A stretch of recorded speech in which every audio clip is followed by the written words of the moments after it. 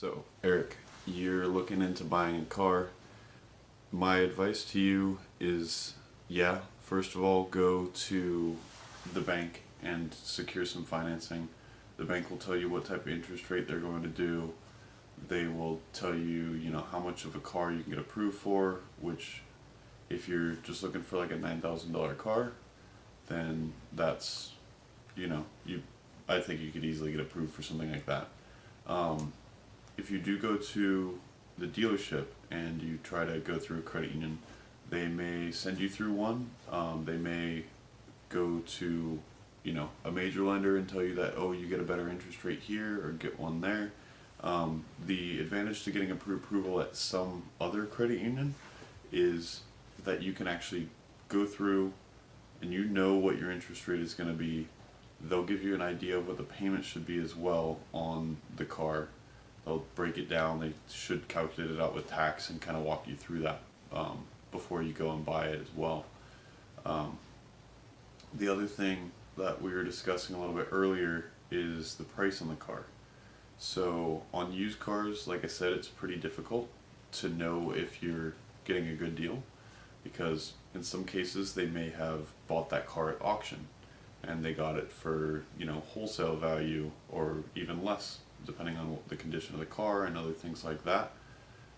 So, or they could have bought it from a customer and the customer could have been someone that, was demanding that they pay, full Kelly Blue Book trade-in value on there. And that could be a difference of a couple $1,000s that they paid for that same exact car under multiple different circumstances.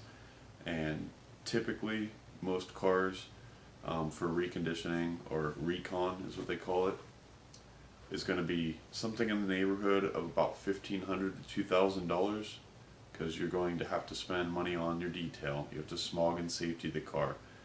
If it needs brakes, they need to be above 20%. If your tires need to be done, if they're under, I think it's 4/32 of an inch or 3/32 of an inch. I don't know that one.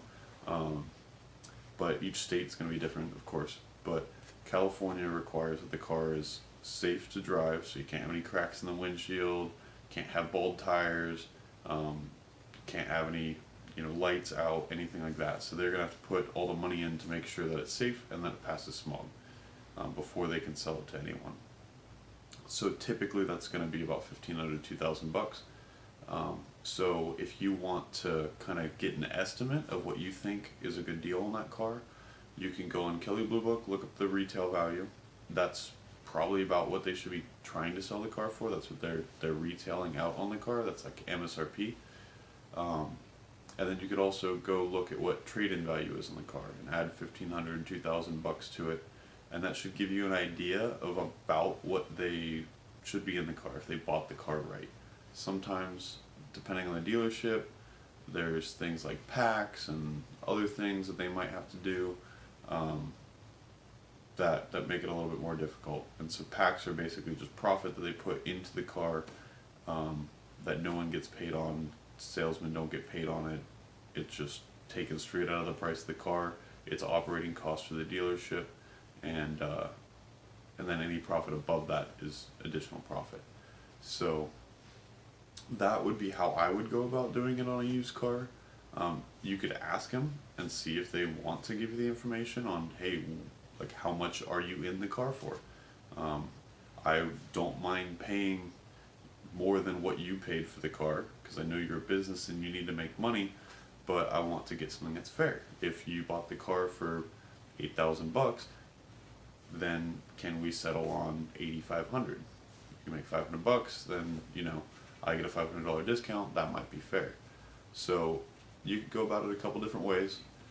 So one, I would see if you can get a pre-approval at a credit union because that will give you a lot of information about what interest rate should be. It'll give you a lot of information on what your monthly payment should look like.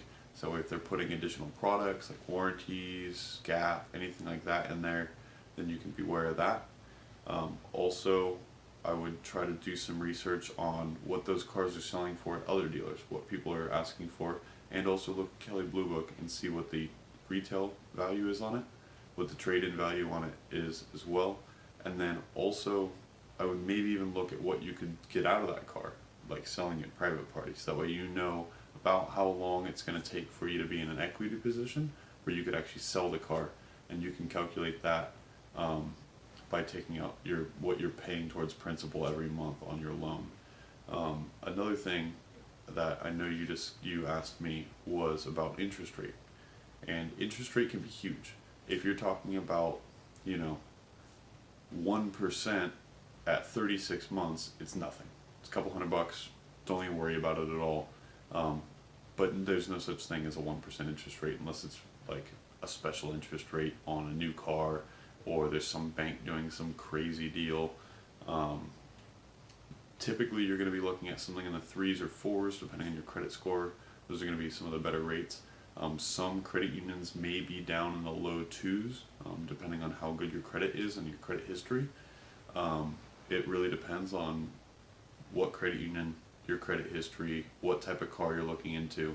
It's all about risk. So if the bank is loaning on an old car, an older car, there's more risk because the car might break down. If it's higher mileage, the car might break down, so they have more risk because they think, you know, you're not going to want to pay for a car that you're not able to drive. Also, your credit score is going to be a huge thing. If you're a first-time car buyer, usually they charge a little bit more for first-time car buyers. So that's just some things to be aware of. So I would do some research, make sure you know what you're getting yourself into. If they start telling you something, I would say if you're over a 700 credit score and they're trying to get you anything higher than about 5%, they probably have a couple points of markup in there. And the markup is pure profit to the dealer. It's additional interest that you're getting charged for the whole term of the loan that the dealership gets in profit, and the bank has, you know, whatever their interest rate is. So if you get approved at a 3% interest rate and they write you on a contract at 5%, they get that additional 2% of interest paid towards the dealership. So that's something to be aware of. At 60 months, most banks will allow you to mark up 2.5 points of interest. At 72, they'll let you mark up to 2 points in interest. And so that's something that I would definitely look into. See if you know what type of interest rate you get approved at. If you really trust the guy, you could even ask him, hey, can you show me the approval sheet? So when you submit into the system, you have a sheet or a page on the browser that says, look, this is what your buy rate is, which is the rate that the bank gives the dealership to then mark up or not mark up. With most credit unions, you can't mark up deals. There are a couple credit unions that are an exception, but typically they only allow 1 point. Most major lenders will allow you to go to that 2.5 or 2% markup depending on the term.